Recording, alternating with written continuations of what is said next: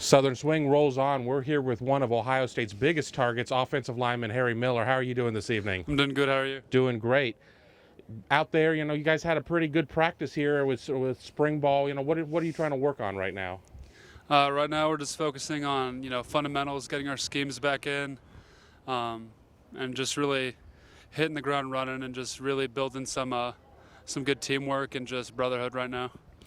I think all Ohio State fans are very interested in what's happening with your recruitment. You've made a couple of big visits over the spring. I mean, Ohio State fans are going to obviously be most interested in how your Ohio State visit went.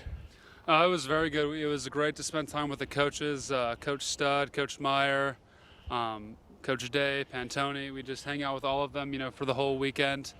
Saw the spring game, and it was just a really good experience. Great time spending time with the coaches and whatnot. What's their message to you? Every school's got a pitch. What's their pitch to you?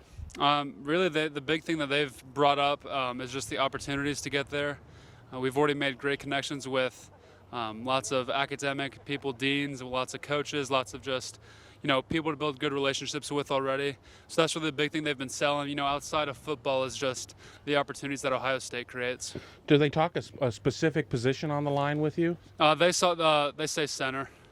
And I'm sure that they probably point out they've had a couple of Remington Award winners that have gone highly in the draft into the league. I mean, that obviously has to be a message that sounds good as a football player. Absolutely. And then of course there's Stanford. I mean, you take your academics very seriously, and Stanford presents a lot of benefits as well. Talk about your relationship with Stanford. We're building a relationship with Stanford. We went out the week before Ohio State, which I guess was maybe the first or second Saturday of April maybe. Went out there, just work on building a relationship with those coaches and talking with them. Loved the school, loved the location, so we're just working on that as well. How, with a couple of great options, I mean, and you have many more options as well out there. I mean, how do you come to a decision? I mean, you can only tell one school yes. That's the big question. So we've talked a lot with. I've talked a lot with my family, and we've made great friends and advisors that, at Buford, just with coaches we have, people we've met, relationships we've created. And then another huge part is, our mission team and just what we pray over. The ministry down in Nicaragua, we have a great relationship with them, and they've talked about, what to look for, relationships, and it's almost prophetic, things they say where it draws your attention, and it's really big. What's the best piece of advice you've been given, in how you handle your recruiting process? I mean, that's a hard question to answer. I've been told to not build it off a relationship because coaches can leave. I've been told to build it off relationships. I've always been told that you'll know when you feel it, and that's really what it is. Is you kind of get a feeling. And then you just got to kind of compare, kind of remove yourself from it, look at it logically. And then if everything adds up, everything adds up. So that's, kind of what we're doing right now is just seeing how the relationships fit, what kind of holistically kind of develops me.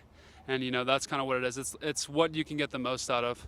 One last recruiting question before we shift gears. I mean, I think everybody out there wants to kind of know what's your timeline in your mind? I mean, do you have, a drop dead point if I want to decide by here? I mean, how does the next step come into play for you? I would prefer to get it out of the way before senior year and just focus on Buford High School senior year, focus with my teammates, get out of the way, and kind of just, I don't want to sound, I don't know how to put it, but I don't want to sound and put it in a bad way, and because I'm so blessed, I don't want to say that I'm not grateful, but I kind of just want to get out of the way, kind of have a normal just senior year of football and just really build a relationship with my friends. Well, I think something else that, that's been very important to you, we talked about the academics. I mean, you're in line, right there to be valedictorian. Just talk about the academic pursuits.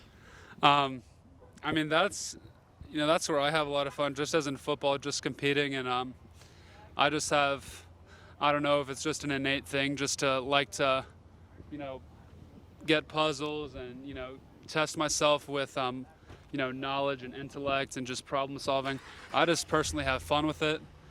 So I make the most of school and try to do the best I can, just like you want to do with football. So, And then even beyond schooling, you're very active in the community and in service and missions. You're involved with FCA.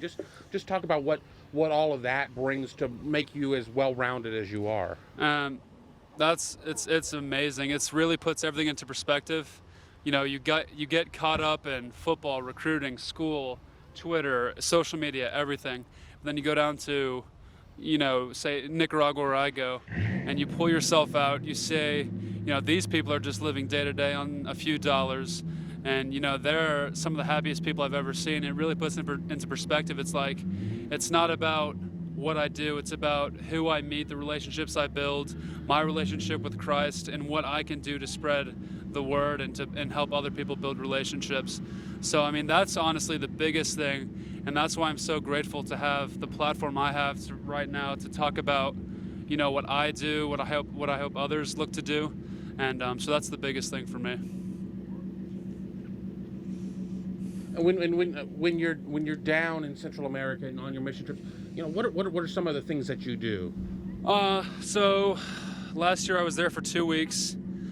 We built a retaining wall for a couple cabins for the kids. We wrapped houses, which aren't really houses. It's really just 4 walls of 10, and it's what they can scrap together. And we just wrap it up with plastic just to keep the people inside wet. We supply beds and mattresses to families because they can have 5 kids sleeping in one hammock. So we really pour into that, and then do a lot of food ministry with rice, beans, and oil. And I don't have enough time now to talk about all the crazy things that we've seen down there, but there truly is a presence of Christ down there, and it's a really big thing.